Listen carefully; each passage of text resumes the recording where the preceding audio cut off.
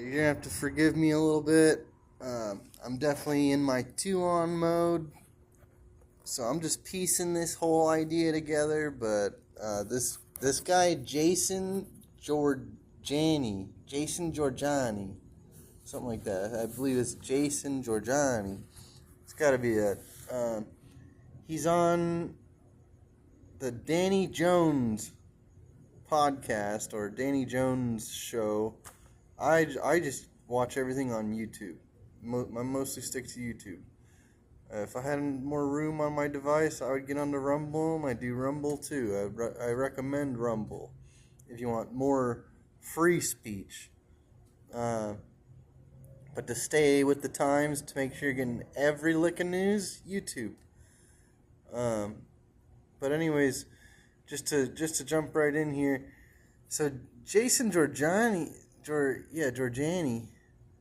has this pretty ridiculous take on the answer to life and existence as we know it.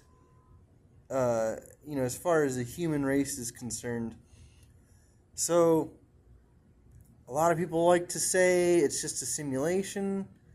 A lot of people like to say it's just, one God. A lot of people like to say there's many gods. And then there's, the theory that we started a long time ago somehow, and then that's what's weird is the theory that Jason Jorjani seems to have concocted does not answer the origins of humans, but it rather almost raises more question. But he's saying that the past as we know it, so when we try to observe the past, even the physical, tangible, observable past that we can dig up, at these old sites such as, like the pyramids in Egypt and any other site that resembles anything like that, any megalithic structures built anywhere around the world. So if you stop by any of those places, nothing makes sense, right? The technology and just how was it that it was that long ago, yet so much more advanced from what we are capable of and knowledgeable of to this day. Like the technology, the level of precision and capabilities exceed that of which is capable or knowledgeable today. So the Jason Jorjani theory, as far as I can tell from what he's saying, and we're getting sirens because this is knocking on the answer to life itself. I'm not giving you the answer. I'm just giving you the crack that these guys who run the sirens love to serve. They love to serve crack that just goes as far as the universe is infinite.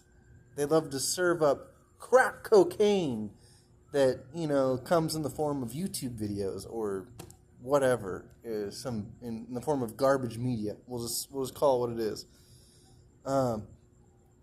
So the Jason Jorjani theory is that the past that we can observe, as far as we're concerned, is contaminated by the future. Which is if you can begin to wrap your brain around that idea, that is mind-blowing. That is earth-shattering, existence-shattering, from the very core of what you can even think inside your little brain. You have this massive capability from within your consciousness in your brain, and this will crack that wide open. So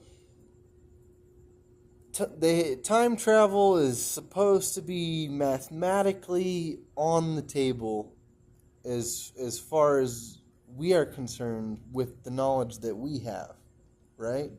So from what we can see through the numbers, it's possible. We just don't know how to construct such a situation. We don't know how to lay that out. Well, apparently somebody's done it. So they just had all this knowledge, right? And it's extensive knowledge. The knowledge that the Dogon tribe has alone is insane.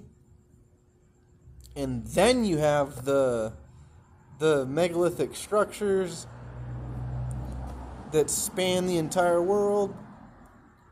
And so he goes on to back this up by saying that the way that we can't find Atlantis and how Atlantis is most likely Alaska, or not Alaska, Alaska, most likely Antarctica, and that it's, it was a strategic move based on knowledge that was going to happen. And, that supports the time traveler theory. So, like, the fact that they knew where it was going to be, where it was going.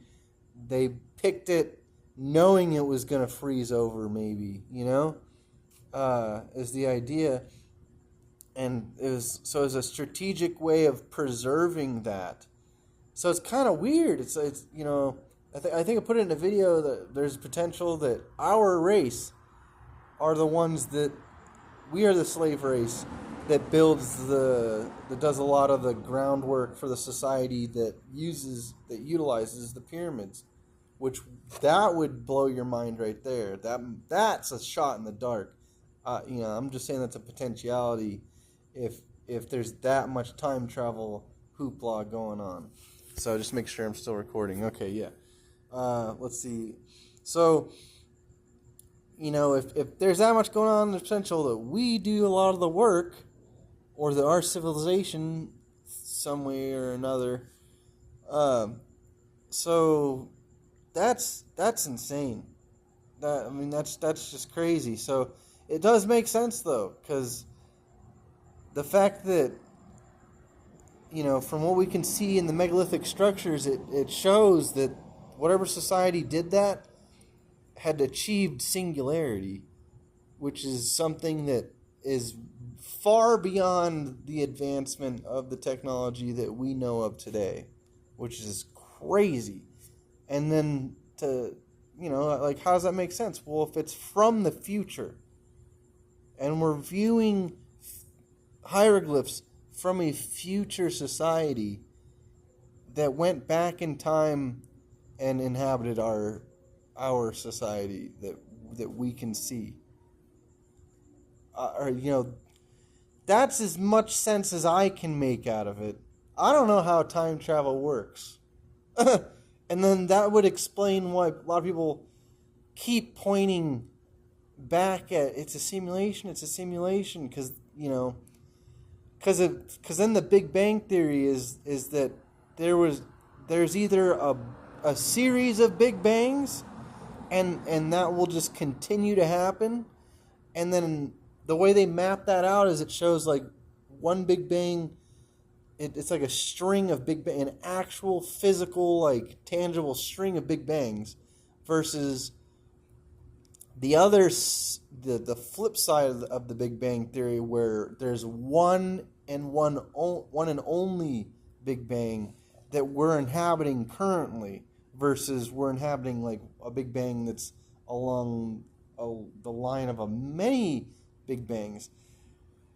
The one where it's a string would make sense, because then that would support string theory down to the core, that everything's a string vibrating. Well, what if there's just many universes along the string forming a giant DNA spiral of some kind? Who knows, how far this fractal pattern goes, but